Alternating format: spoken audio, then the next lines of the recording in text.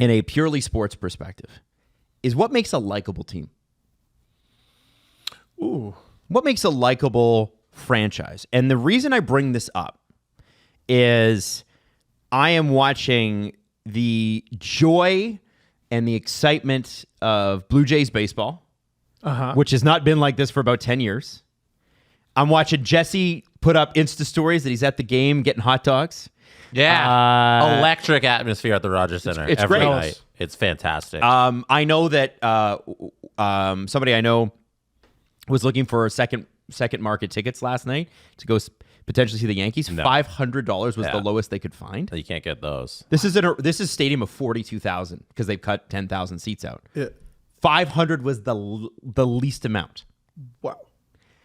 This is an interesting thing. This team has the ability to catch Toronto sports fans, at least, and Canadian sports fans, because it is the only team in Canada, in a way that the Raptors in 2019 grabbed us, in a way that the 16 and 15 Blue Jays grabbed us, which is it kind of takes over the country a little bit, right? The Leafs could not do that. No hockey team could do that. But what I wanted to know, because we all talk about the great players from 15 and 16 and all the great players from 2019, and I'm seeing that with, Bo Bichette's having a great year. Vlad seems like he might be heating up. Addison Barger is instantly my favorite Blue Jay of the current generation. Of all time. Of all time. No, George Paul Molitor. Springer, man. Paul Molitor. George Springer with a renaissance season. Mm-hmm. What is it, Steve and Jesse, that makes a likable team? Because there's a direction I want to go with this. Why do you like these guys? I mean, the easiest one is winning. Sure. But there's plenty of non-likable winning teams. Yes. Yeah, but I think it's an underrated aspect of it. Because this wouldn't be as fun if they're not winning. Yeah. No. And even if it's the same guys and they're not winning, it doesn't work. There's John McDonald was his name John McDonald? Yeah, the shortstop, yeah. Likable. Yeah. He was likable. Did we like him because he hit 400? Because he couldn't.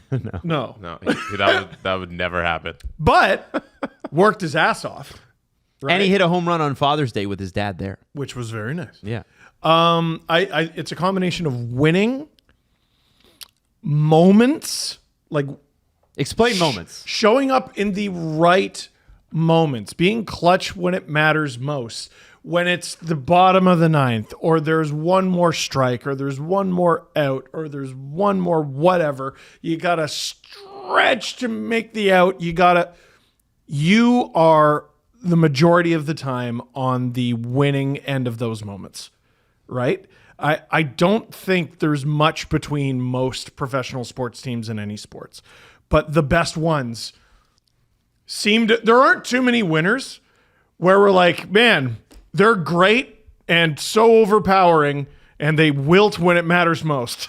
It just doesn't happen that way. Yeah. So it's winning, it's showing up in the big moments, and hustle. People like hustle. They like seeing you bust your ass. They like seeing you work hard. They like seeing you block a shot. They like seeing you slide or dive or lay it on the line. No. I had to say it. But these Blue Jays are, very underrated aspect. It's a little unexpected. Did anyone expect this from the Jays? Oh, as in you did not see it coming? No one saw this coming. Jays management didn't see this coming. Stop. No one saw this coming. So these Blue Jays are the perfect storm of all of that, and that's why they're so likable. But with the Raptors in 2019, guys, and Jesse, I want to come to you about that original question. We did see some of it coming. No, I was so worried about that Raptors team because they didn't the lineup that we all love that ended up winning the championship. That lineup didn't play together for more than I think 10 games because I think it was 7. It was 7 games. Yeah, it was some low number, and I was super worried going into the playoffs about that team because I was like, this team never played together. Everybody's been in and out of the lineup. Kawhi is iffy. You don't know if Kawhi's going to last 4 rounds of basketball, and then they started winning and pulling off miracles, and then everybody kind of got on board. So I don't think it was there where everybody kind of expected the Raptors to do it. It was a little out of nowhere. They earned earned the trust of the fan base because the Raptors had won rounds in the years leading up. I mean, the shot from Kawhi, it was just a brain breaker for so many people. I remember It's ruined the Sixers ever since. Oh my God. I remember haven't done showing shit. up to the studio and being like, guys, that's all I want to talk about. All I want to talk about is Kawhi this morning. Like, we had hockey. It was the middle of the Stanley Cup playoffs. All I wanted to talk about was that shot that day. And that never happens. Down 2-0 to Milwaukee. Well, at least we got that one moment. They come back. Now they're in the finals, and I'm like, well, shit, I want them to win. They're playing the Golden State Warriors, though, and and they came out with it. I don't think a lot of Toronto sports fans allowed themselves to believe they could win until they did. Well, yeah, because we'd had no proof of that. Yeah, and they were in a bunch of Eastern Conference finals before that. Like, that's why the DeMar DeRozan trade was so shocking, because they just kept getting up to that bar and then just facing LeBron and getting owned by him. But, like, they were in it. Like, they were going on deep runs, and then they pulled the rug out, and it worked. Comparable, this year's Dallas Stars, a little bit, where you're like, damn, you fired your coach? But, like, you keep getting this far and this. But the way the Raps lost, they had one conference final against LeBron. I don't even remember what team he was on. I think it was the Cavs, where it went 6. And we were like, oh, okay, that was kind of fun. You're 6 wins away from the championship, 2 wins away from the final. But I'm pretty sure the last one they got swept. Yeah. And DeRozan got kicked out of game 4. Yeah, that was the one where LeBron hit the shot with like a second left. In game 1. Yeah, that was game 1. Just went down the court, hit a bank shot. And That was LeBronto, The right? Cavs- that was the LeBronto meme. The Cavs did not lead that game. They did not lead that game. There it is. Moments. Winners show up in the biggest moments. Jesse, what makes you like this Blue Jays team? What makes a likable team? The winning stuff is a huge factor. Like, coming into the season, it was such a coin flip. Like, fan base couldn't have been at a lower place coming out of the playoffs last season. And then all the Roki Sasaki stuff this offseason, which was just Ohtani 2.0 and not Soto. getting Juan Soto and all that nonsense. And everybody hates the front office, and that we've hated them for like years now since they've been here. And then to have everything come out and just click and work, it's been fantastic. And like Steve said, like, this is such a hardworking team. They play, last night's game was an awesome microcosm of all of this, because they play opposite of the way the Yankees play, in that they're hustling everything out. They're very good on the bases. They're always doing the extra little thing. Their defense is great. And then it's timely hitting from guys you wouldn't expect, and having like a guy like Addison Barger step up. And it's not just the big guys, it's the guys around the lineup. It's like, oh, we're getting Ernie Clement RBI doubles. Like, this is awesome. It's actually, if you look at all the things around the Blue Jays, it's a little insane they're this good. Like, Vladdy has not been all that good. Varsho's been hurt, and he's been working out with Manoah, who was like their ace and then unplayable, and then Yeah, let's not rely on Alek Manoah to do anything. Yeah. Santander was their like big offseason guy. He hasn't played really. How are they good? Right. How are they good? Like, take a middle of the pack team from the NHL. Maybe they made the playoffs, maybe they didn't. Oh, and now here's like 3 or 4 really important players. They're either bad or out. And they're twice as good. Yeah, the pitching's Like been that- phenomenal. And like Kirk being an all-star, and I don't know where this hitting came from. Well, he's been pretty consistent, but like he's hitting fire this year. 300. Yeah, it's ridiculous. Just really funny. It's a fun team. He's a fun player to watch, let's be honest. Credit Rogers for caring about one product that they own.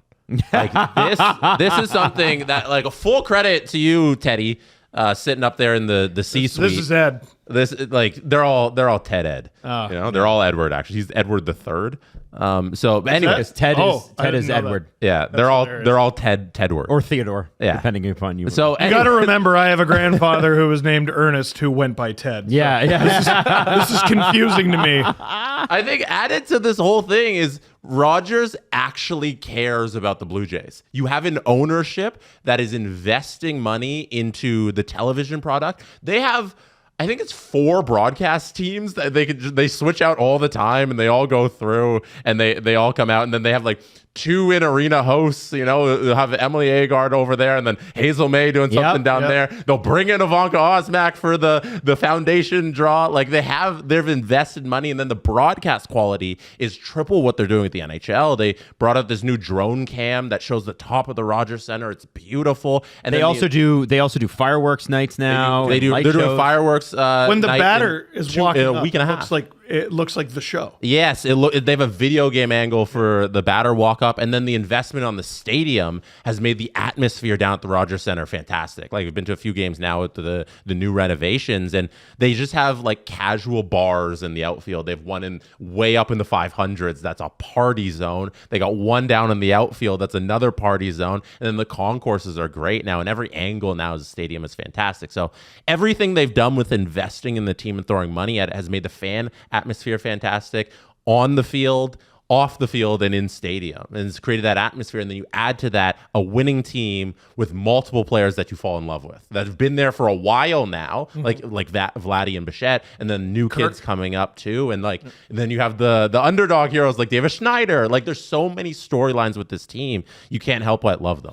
Davis Schneider with just the kind of thing you love. Like, did he hit a big home run, grand slam, RBI? No. He had a 14-pitch at bat. Yeah, where he got out. With a sick mustache. Just burn out that picture. Yeah. I mean, looking a certain way helps. Porn star. He's got the porn star. Yeah. Let's say it. Yeah. Well, and I'm sorry. A random mailman-looking person with Alejandro Kirk's numbers is not as entertaining. No. Yeah. Alejandro Kirk is one of the strangest looking baseball players I've ever seen. It adds to the aura.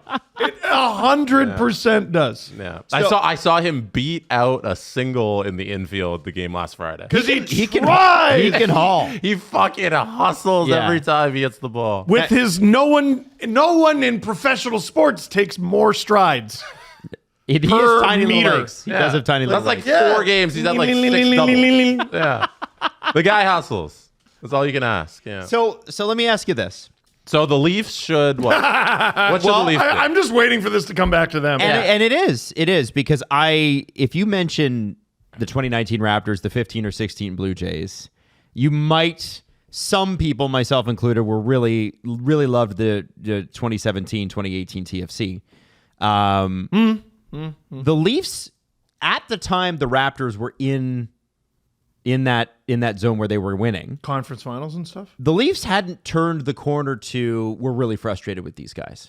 Yes. They were still extraordinarily likable. And I wonder now, Leaf fans have been hurt and they've been frustrated, and the organization has been unwilling to do anything. Forget the stadium for a second, because we can talk about that. What do you think this year's Leafs would need to do to be more likable? Because one thing I'll never question is Leaf fans, do you like the team? No, I love the team. Do you like them? Well, sometimes, right? Yeah. And they're yelling "fuck these guys" a lot. Yeah, over 82 games, there's a lot of "I hate these fucking guys." Yeah. I see it in Twitter all the time. I know anybody. There might be some people that take this the wrong way, which is why I'm going into extreme detail to explain it. I know you love your team. I want to know what's going to make you really like the vibe, and what is it? Because here's what I feel with the Leafs.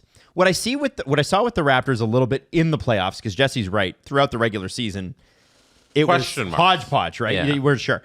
What I liked about the Blue Jays after they traded for Tulo and David Price, and for the next 18 months after that, there was an attitude. They went 40-10. There was a swagger, though. Yeah. And there is an attitude and a fun that these Blue Jays have. Now, maybe they go out in the first round and they get skunked and everybody hates it again. But why would you say that? Well, I mean, listen, I have to allow for that possibility. I'm from Toronto. Shush. No. But I'm curious, what do the Leafs need to do to get into that sort of window with their fans? Forget the product on the ice. I know they will win regular season games. They've won regulars. That's all these Jays have done. They haven't won a single playoff game since 2016. So the Jays and the Leafs have a lot in common. They don't win a lot when it matters. Why are these Jays so fun and exciting? Oh my God. What do the Leafs need to do to become that?